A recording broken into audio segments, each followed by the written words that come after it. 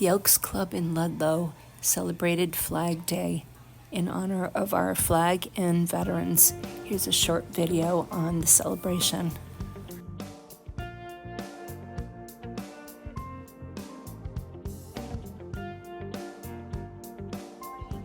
Our ceremony is a really great ceremony. It's my favorite. Our Flag Day service, and here to start us off will be Fran Jakes, past exalted ruler. Justice for all. Esteemed Loyal Knight, what is the significance of the American flag? It is emblematic of justice for all. Esteemed Lecturing Knight, what is the significance of the American flag? It is a symbol of brotherly love. Lodge Esquire, what is the significance of the flag from the station of the exalted ruler? It is a symbol of fidelity. Charity, justice, brotherly love, and fidelity are the cardinal principles of our order, and they are exemplified in all our services. By them, we teach love of country and of our countrymen, and loyalty to the American way of life.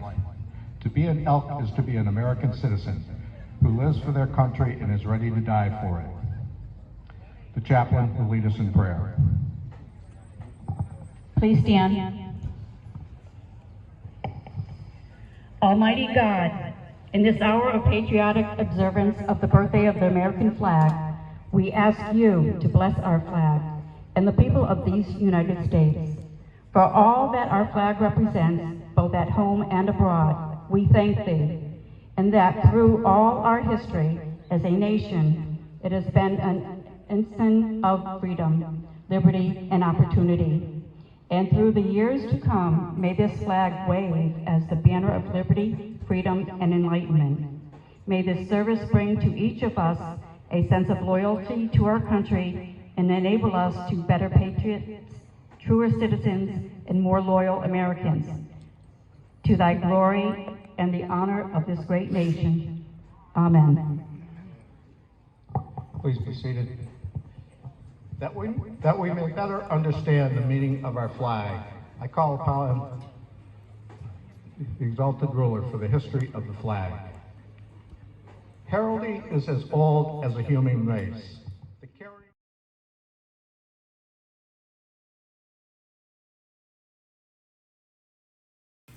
Here are a few veterans who gave their time to help in the celebration.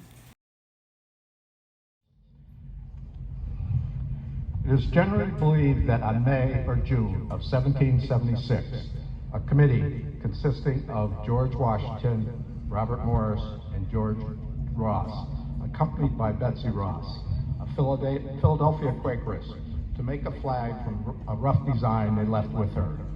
It is said that she suggested that the stars should have 5 points rather than 6.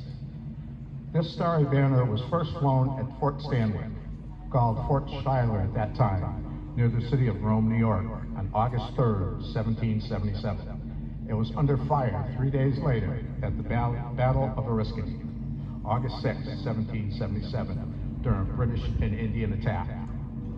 The first official salute to the Stars and Stripes was given on February 14, 1778, by France, on the French coast, when the Ranger, under command of John Paul Jones, was saluted by the French fleet. This flag, then carried by the Ranger, was made by a young woman of Portsmouth, New Hampshire, with stripes of their best colored silk dresses and a white wedding gown of recent brides. It is said that the same Ranger flag was flown by Jones's ship, the Bonhomme Richard, in its thrilling fight by moonlight upon the high seas when the British frigate Serapis struck her colors, the immortal fame of John Paul Jones was ensured as the intrepid defender of the youthful republic. The original 13 Stars and Stripes represented the original 13 colonies. In 1795, 2 additional Stars and Stripes were added to represent the admission of the Union of Vermont and Kentucky. Under this banner of 15 Stars and Stripes was fought the War of 1812. It was the site of the flying over Fort McHenry on September 14, 1814, that inspired Francis Scott Key to write what was to become our national anthem. the Star-Spangled Banner. Miss Margaret Young, who cut the stars from the particular banner from the mother of Henry Sanderson, the exalted ruler of the Order of Elks in 1884. There has been no change in the flag design except that 28 new stars were added before July 4th, 1912. And this flag of 48 stars flew over this nation for 47 years until just before the Vietnam War. On July 4th, 1959, a star was added for Alaska, our first non-connected state, and a year later, Hawaii, our island state, added a 50th star. Our present flag, 50 stars and 13 stripes. It is accompanied by the POW MIA flag to recognize the plight and demise of a special group of our armed services, those who were prisoners of war or still remain missing in action. The gentle breezes with lingering caress kiss the folds of no flag which can compare with it in beauty. There's no such red in budding rose, in falling leaf, or sparkling wine. No such white in April blossom, in crescent moon, or mountain snow. No such blue in women's eyes, in ocean's depth, or heaven's dome. And no such pageantry of clustering stars and streaming light in all the spectrum of the sea and sky. Please be seated. Our flag is of once a history, a declaration, and a prophecy. It represents the American nation as it was at its birth. It speaks of what it is today, and it holds the opportunity for the future.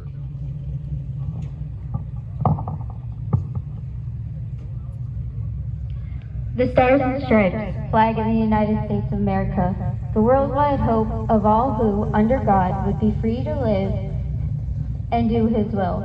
Upon its fold is written the story of America, the epic of the mightiest and noblest in all of history. In the days when peoples of the old world groveled in abject homage to the heresy of the divine right of kings, a new constellation appeared in the western skies. The Stars and Stripes, symbolizing the divine right of all to life, liberty, happiness, and peace under the endowment of their Creator. To what man or woman is given words adequate to tell the story of the building of this nation? That immortal story is written in blood and sweat, in heroic deeds and unremitting toil, in clearing the primeval forest and in planting of vast prairies where once the coyote and buffalo roamed. Onward swept the nation, spanning wide rivers, leaping vast mountain ranges, leaving in its path villages and farms, factories and cities, till at last this giant nation stood astride the continent from the Atlantic to the Pacific. This is the heritage of the people of the United States. It has been repurchased by each succeeding generation and must be rewon again, and again until the end of time, lest it too shall pass like the ancient empires of Greece and Rome. The price of liberty is eternal vigilance. What was won at Lexington and Concord and Bunker Hill had to be repurchased at Ticonderoga and Yorktown. What John Paul Jones achieved upon the high seas in the War of Independence had to be repurchased by Commodore Perry on Lake Erie in the War of 1812. The prestige of Admiral Dewey's victory at Manila Bay in 1898 was rewon by the naval battles in the seas about the far distant lands of the Pacific. After the sneak attacks upon Pearl Harbor and Manila Bay in 1941 had summoned our country to resume its role in World War II. What our troops achieved under the Stars and Stripes at Chateau Thierry and Flanders in World War I, their sons were required to repurchase in World War II in the bloody trek across northern Africa, on the beachheads of Europe, and in the Battle of the Bulge. The flag our American men raised at Hiroshima was the same flag later raised in defense of Incheon, Busan, and Port Chop Hill in far-off Korea. Then another generation under the same flag bled to stem the threat of communism in far-off Vietnam. Our young people were once again called to carry our flag in the defense of free world in the actions of Grenada and Panama. Willingly, our brave men and women carried our flag and the honor of the American people into battle in Operation Desert Storm. And among us, who will ever forget the sight of firefighters raising our flag over the ruins of the World Trade Center, the military personnel draping our flag on the side of the Pentagon, or the citizens of Somerset County, Pennsylvania, placing our flag near the site where brave Americans died fighting the hijackers of Flight Number 93. No other symbol could have offered such comfort as we still today endure the horrors of that day. Today, American armed forces carry our flag in the villages of Iraq, the mountains of Afghanistan, and the jungles of the Philippines, and wherever terrorism may reside. Their struggle against the sponsors of terrorism is the hardest battle yet, and this threat to our nation and our way of life is certainly as great as the challenge our flag has ever seen. The resurgence of patriotism since September 11, 2001 have rekindled respect for our flag. Today we see the Star-Spangled Banner wherever we turn, on homes, businesses, automobiles, and billboards. Such displays stimulate our love for our nation and for what it stands. They remind us of the sacrifices being made by the men and women of our armed forces around the world, and they are a tribute to the heroes of the police and fire departments the nation over. The greatest significance of this flag, however, lies in the influence it has in the hearts and minds of millions of people. It has waved over unparalleled progress of a nation in developing democratic institutions, scientific and technological knowledge, education, and culture. It has served as a beacon for millions of poor and oppressed refugees abroad and stands as a promise that the underprivileged will not be forgotten. What is the meaning of the flag of the United States? There can never be a definitive answer to that question. There are people in this world who see it as a symbol of imperialism. Others see it as a destiny of the people. But reference to these and similar views of the flag was resolved by Woodrow Wilson when he said, "This flag, which we honor and under which we serve, is the emblem of our unity, our power, our thought, and shape of this nation. It has no other character than that which we give it from generation to generation. The choice is ours. Only love, true love of our fellow man can create peace. The emblem and token of that love is the stars and stripes, the symbol of the American way of life." Let us all stand and pledge ourselves never to forget the principles representing this flag. I pledge allegiance to the flag of the United States of America and to the republic for which it stands, one nation, under God, indivisible, with liberty and justice for all. We will now have the singing of the Star-Spangled Banner by Larry White of the Vietnam Veterans of America, Chapter 111. Oh, say, can you see by the dawn's early light what so proudly we hailed at the twilight last gleaming, whose broad stripes and bright stars through the perilous fight o'er the ramparts we watched were so gallantly streaming, and the rocket's red glare, the bombs bursting in air, gave proof through the night that our flag was still there. Oh, say does that star-spangled banner yet wave o'er the land of the free and the home of the brave? Great job by Larry. Irish Squad Commander, prepare to fire 3 volleys in honor of the flag of our country. Ready. Aim. Fire. Aim. Fire. Aim. Fire. Present. Burn.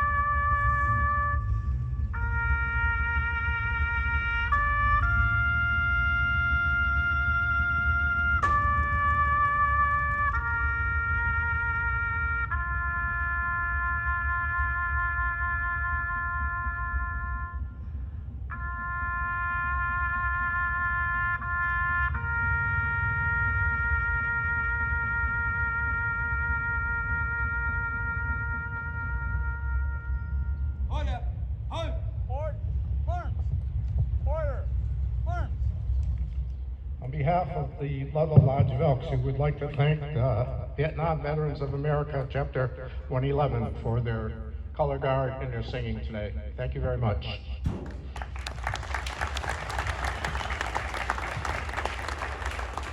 In conclusion of the observance of Flag Day, let us rededicate ourselves to the flag of the United States of America. And may the principles of charity, justice, brotherly love, and fidelity ever increase in each of us. I now declare this service closed. Thank you all.